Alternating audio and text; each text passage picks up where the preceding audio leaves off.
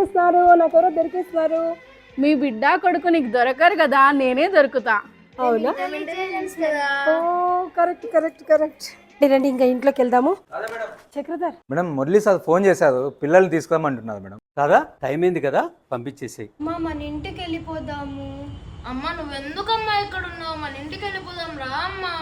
నువ్వు మాతో పాటే వచ్చేసేయి రా అమ్మా.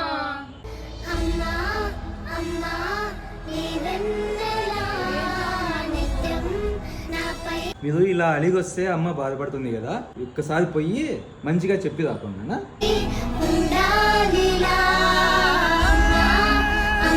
ఇలా మారం చేయకుండా చక్కగా చదువుకోవాలి ఇద్దరు. నేను కొన్ని రోజుల తర్వాత మన ఇంటికి వచ్చేస్తాను, ఓకేనా?